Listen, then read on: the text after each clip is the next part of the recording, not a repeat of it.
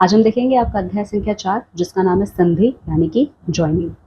तो संधि क्या होता है? जब आप दो शब्दों को जोड़ते हो तो वही जो जोड़ने की प्रक्रिया है वही संधि कहलाती है। तो यहाँ पे आप दो शब्दों का जुड़ाव देख सकते हो, जैसे कि पुस्तक प्लस आलय तो हो गया पुस्तकालय, विद्या प्लस अर्थी तो हो गया विद्यार्थी। ठीक है, तो देखिए संधि का अर्थ है, क्या है संधि का अर्थ? मेल या योग। ठीक है, तो संधि का अर्थ है मेल या योग।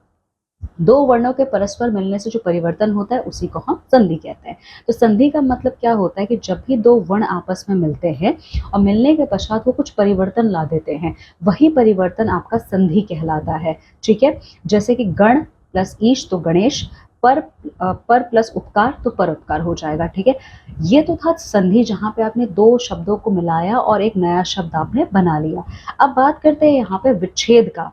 तो विच्छेद का अर्थ क्या है? विच्छेद का अर्थ है अलग करना। ठीक है, तो विच्छेद का मतलब होता है बच्चों अलग करना। ठीक है, यानी कि संधि हुए शब्दों को अलग अलग मूल रूप में लिखने को संधि विच्छेद कहते हैं। यानी कि जो शब्द आपने संधि करके बनाए, जब आप उनको अलग कर देते हो, अलग करने के बाद वो अपने मूल रूप में लिखे जाते हैं, मतलब अपने रियल फॉर्म में वो लिखे जाते हैं, उसी को हम लोग संधि विच्छेद कहते हैं। जैसे कि ये दयानंद, तो दयानंद आपके दो शब्दों से बना है, दया प्लस आनंद। ठीक है, तो दयानंद शब्द का जब आपने क्या किया, दोनों को अलग कर दिया, दया को अलग कर दिया, आनंद को अलग कर दिया, तो ये हो गया क्या? आपका संधि विच्छेद।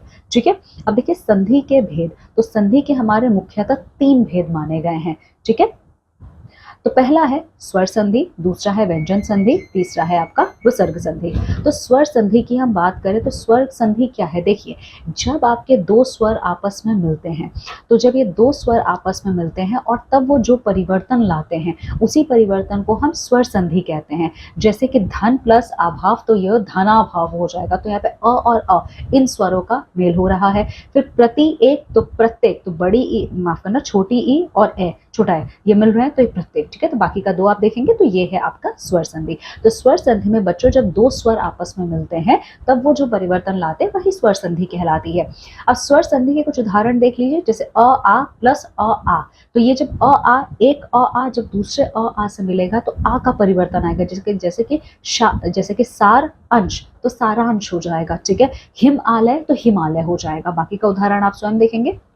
अब दूसरा देखिए, छोटी ई बड़ी ई, जब एक छोटी ई और बड़ी ई जब दूसरे छोटी ई और बड़ी ई से मिलते हैं तो जो विकार उत्पन्न होगा, यानी कि जो बदलाव आता है वो बड़ी ई का आता है। जैसे कि रवि और इंद्र, रवि और इंद्र को आप जोड़ोगे तो यहाँ पे आप देख सकते हो पहले छोटी ई है तो ये आपका हो जाएगा, बड़ी में बदल जाएगा, रविंद्र हो जाएगा ये। ठीक है, बाकी का उदाहरण आप देखेंगे। फिर छोटा ऊ बड़ा ऊ, दूसरे छोटा ऊ बड़ा ऊ से मिलता है तो बड़ा ऊ का यहाँ पे हमें बदलाव दिखता है। जैसे कि गुरु उपदेश तो गुरुपदेश हो जाएगा। ठीक है, लघु उर्मी तो लघुर्मी हो जाएगा। ठीक है, फिर अ आ, जब अ आ के साथ जब आप छोटी ई बड़ी ई को मिलाते हो तो ए आता है आपका, क्या? ए। तो देखो नर इन तो नरेंद्र, महाईश महेश।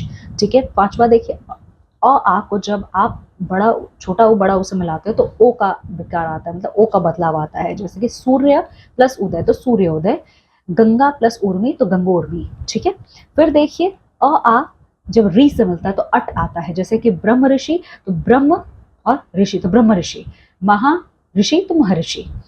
अ आ को छोटा ए बड़ा ए से मिलाओगे तो बड़ा ए का बदलाव आएगा। जैसे एक और एक तो एक एक हो जाएगा, मत एक के तो मतैक हो जाएगा। ठीक है, फिर देखो अ आ को जब ओ और औ के साथ जोड़ोगे तो औ का बदलाव आपको दिखेगा। जैसे कि परम ओज तो पर मौज, महाऔषध महौषध। ठीक है, फिर देखिए छोटी ई बड़ी ई के साथ कोई भी असमान स्वर अगर आप जोड़ोगे तो छोटी और बड़ी ई का क्या होगा, यह आगे जो स्वर हो उसी की मात्रा लगेगी। जैसे इति आदि तो इत्यादि, प्रति उपकार तो प्रत्युपकार। ठीक है, अब देखिए छोटा ऊ बड़ा ऊ के बराबर मतलब इसके साथ अगर आप कोई भी असमान स्वर जोड़ोगे, ठीक है, तो आपको क्या बदलाव दिखेगा? तो देखो सु प्लस आगा तो स्वागत हो जाएगा। ठीक है, इसके अलावा छोटा ए बड़ा ए इसके साथ कोई भी स्वर जोड़ोगे तो ए को अय और ए को आय बोला जाता है। ठीक है, ने अन तो नयन, नौ इका तो नायिका हो जाएगा ये। ठीक है, इसके अलावा ओ में आप कोई भी स्वर जोड़ोगे तो ओ को अन और औ को आव कहा जाता है। ओ अन तो पवन हो जाएगा, भावुक तो भावुक हो जाएगा। ठीक है, अब देखते हैं यहाँ पे बच्चों व्यंजन संधि। तो व्यंजन संधि का मतलब क्या होता है, यहाँ पे जब भी किसी व्यंजन का स्वर या व्यंजन से मेल होने पर जो परिवर्तन आता है उसी को हम व्यंजन संधि कहते हैं। तो व्यंजन संधि बच्चों क्या है, तो व्यंजन संधि का अर्थ होता है कि जब भी कोई व्यंजन, ठीक है, जब भी आपका व्यंजन किसी स्वर या व्यंजन के साथ मिलेगा और जो वो परिवर्तन लाएगा वही परिवर्तन आपकी व्यंजन संधि कहलाती है। ठीक है, जैसे कि सत प्लस आचार तो सदाचार, त और आ है, फिर सत जन तो सज्जन, त और ज है। ठीक है, विसर्ग संधि क्या है बच्चों, तो विसर्ग में 2 डॉट्स लगते हैं, ह का स्वर आता है। ठीक है, तो यहाँ पे बच्चों विसर्ग जब भी आपका किसी स्वर या व्यंजन के साथ ज्वाइन होगा और तब वो जो परिवर्तन लाएगा उसी को हम विसर्ग संधि कहते हैं। जैसे कि निर्मल तो निर्मल हो जाएगा, मनः योग तो मनयोग हो जाएगा, मनोयोग होगा। ठीक है, फिर देखिए विसर्ग संधि के कुछ अन्य उदाहरण। तो विसर्ग संधि के कुछ आपके अन्य उदाहरण भी हैं जो आप देख सकते हो, जैसे कि निश्चल, तो निश्चल मिलकर बनता है निश्चल। ठीक है, निश्चल। ठीक है, निसंदेह तो निसंदेह। ठीक है, बाकी के उदाहरण आप देख लेंगे बच्चों। ठीक है, तो ये था आपका संपूर्ण अध्याय। अब आइए इसको दोहराते हैं। आओ दोहराओ। 2 वर्णों के मेल से होने वाला परिवर्तन क्या कहलाता है, संधि। 2 स्वरों के मिलने से जो परिवर्तन होता है उसे हम स्वर संधि कहते हैं। इसके अलावा किसी व्यंजन का स्वर या व्यंजन से मेल होने पर जो परिवर्तन आता है उसको आप क्या कहते हो, उसको आप व्यंजन संधि कहते हो। इसके अलावा विसर्ग के साथ स्वर या व्यंजन होने पर जो परिवर्तन होता है उसे विसर्ग संधि कहते हैं, है ना। तो बच्चों यहाँ पे ये अध्याय आपका समाप्त होता है। ठीक है, तो बच्चों अब हम मिलते हैं हमारी अगली कक्षा में आपके एक नए अध्याय के संग। तब तक आप सभी अपना बहुत ख्याल रखें। बाय बच्चों।